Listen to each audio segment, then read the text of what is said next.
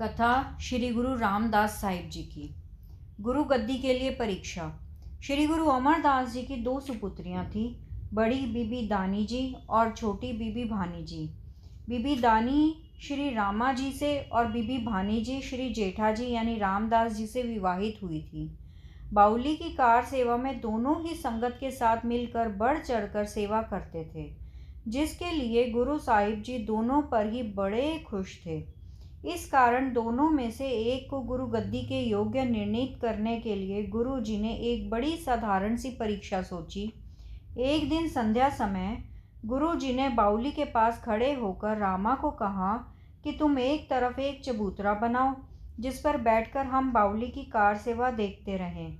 फिर बाउली के दूसरी ओर जाकर इसी प्रकार ही श्री जेठा जी को भी एक चबूतरा तैयार करने के लिए आज्ञा दे दी।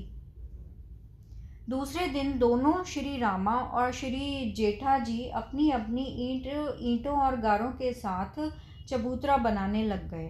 सारा दिन काम करते जब दोनों ने चबूतरे तैयार करवा लिए तो संध्या के समय आकर गुरु जी ने पहले रामे का चबूतरा देखकर कहा कि यह ठीक नहीं बना है। रामे ने कहा, महाराज, मैं आपके बताए अनुसार यह ठीक ही बनवाया है, परंतु गुरु जी ने उसको चबूतरा बनाने के लिए आज्ञा दी। फिर गुरु जी ने दूसरी ओर श्री रामदास जी का चबूतरा देखकर कहा, तुम हमारी बात नहीं समझे, इसको तोड़कर फिर से बनाओ। गुरु जी की आज्ञा सुनकर श्री रामदास जी ने अपना चबूतरा चुपचाप उसी समय ही तोड़ दिया और हाथ जोड़कर कहा कि महाराज, मैं थोड़ी बुद्धि करके आपकी बात समझ नहीं सका, फिर मुझे समझा दो। गुरु जी ने छड़ी के साथ लकीर खींचकर कहा कि इस तरह का चबूतरा बनाओ। दूसरे दिन फिर जब दोनों ने सुबह से शाम तक लगकर चबूतरा तैयार कर लिए तो संध्या के समय फिर पहले रामे का फिर श्री रामदास जी का चबूतरा देखकर गुरु जी ने कहा कि यह ठीक नहीं बना है, इन्हें गिरा दो और कल फिर से बनाओ। रामे ने कहा, मेरा चबूतरा बहुत अच्छा बना हुआ है, मैं इसको गिराना नहीं चाहता। तब गुरु जी ने अपने एक सेवक को चबूतरा गिरवा दिया और रामे को कहा कि कल ध्यान पूर्वक बनाना। मगर रामदास जी ने अपना चबूतरा चुपचाप ही गिरा दिया और कहा कि मुझे क्षमा कीजिए, मैं भूल गया हूँ, आप जी की आज्ञा के अनुसार चबूतरा ठीक नहीं बना सका। तो गुरु जी फिर दोनों को समझाकर चले गए कि चबूतरा इस तरह से बनाना है।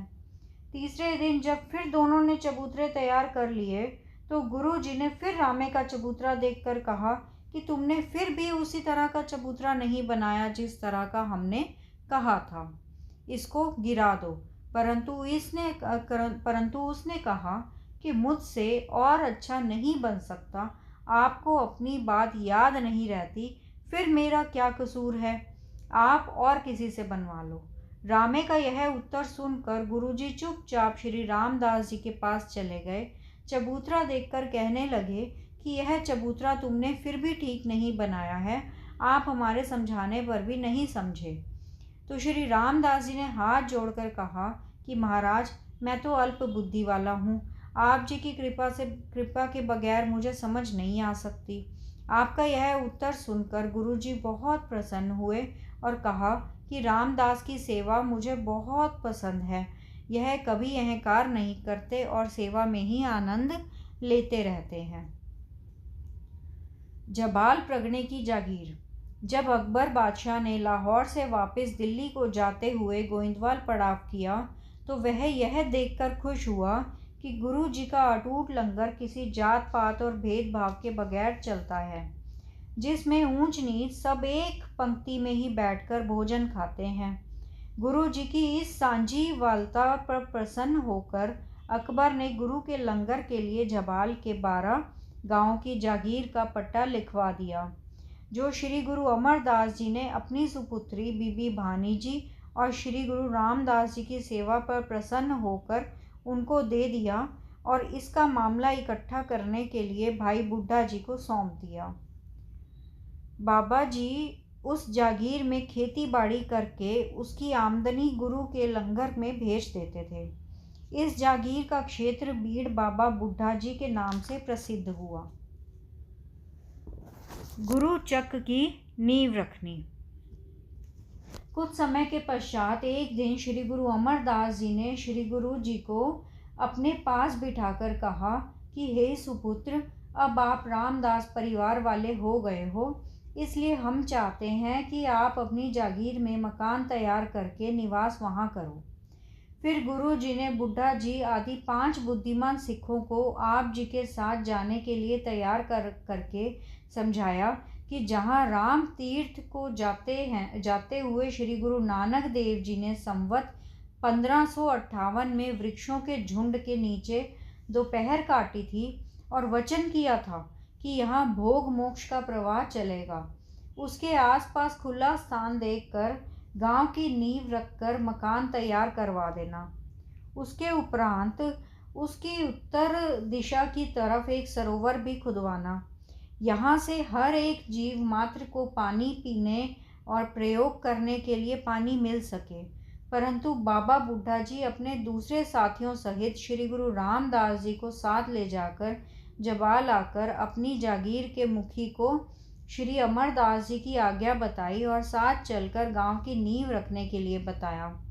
इन मुखियों के साथ गुमटाला, तुंग, सुल्तानविंड और गिलवाली के मुखियों को बुलाकर 5 आषाढ़ संवत 1627 विक्रमी को सुल्तानविंड की हद में यहाँ पर गुरु साहिब की बताई हुई जगह थी, गुरु साहिब का नाम लेकर अरदास रख करके गांव की नींव रख दी और गांव का नाम गुरु का चक्र रख दिया। जो गुरु जी ने अपने निवास के लिए मकान बनवाए थे वह अब गुरु के महल के करके प्रसिद्ध हैं। संतोखसर ताल की नींव रखनी। उसके उपरांत इस नींव वाले स्थान से गुरु जी के हुक्म के अनुसार उत्तर दिशा 3-4 खेत की दूरी पर एक टाहली के वृक्ष की निशानी के पास एक सरोवर की नींव का टप लगाया। गुरु के महलों के मकान तैयार करके फिर श्री गुरु रामदास जी ने सरोवर की खुदवाई आरंभ कर दी। कुछ समय के पश्चात श्री जेठा जी यानी श्री गुरु रामदास जी के बड़े सुपुत्र बाबा प्रीतिचंद जी ने गुरु चक की ज़मीन में कुआं लगवाकर ज़मीन आबाद कर दी, जिससे गुरु के लंगर के लिए बहुत अन्न प्राप्त होने लग गया। श्री गुरु रामदास जी का गोइंदवाल जाना। गुरु के महलों का निर्माण करके और सरोवर की खुदवाई को आरंभ करके आप सतगुरु जी के दर्शन करने के लिए गोइंदवाल चले गए और जब सतगुरु जी को अपने किए हुए काम का परिचय बताया तो उसको सुनकर सतगुरु जी बहुत प्रसन्न हुए। गोइंदवाल ठहर कर आप फिर गुरु के लंगर की सेवा में पहले की तरह ही लग गए। बीबी भानी जी अपने पिता गुरु जी की सेवा बड़े प्यार और श्रद्धा के साथ करने लग गई। इन दोनों की निष्काम और श्रद्धा युक्त सेवा को देखकर सतगुरु जी ने सोचा कि श्री रामदास जी को गुरु गद्दी देने का समय अब आ गया है। अमृत तीर्थ की पुरातन कथा। एक दिन सतगुरु जी ने श्री रामदास जी को अपने पास बिठाकर बताया कि सतयुग में एक समय अयोध्या के पहले राजे इक्ष्वाकु ने इस स्थान यानी जहाँ अब भजनों का स्थान है पर एक बहुत भारी यज्ञ किया था, जिसमें ब्रह्मा, विष्णु और शिवजी आदि से लेकर इंद्र और अन्य मंडलों के सब देवते, ऋषि मुनि आदि आए थे।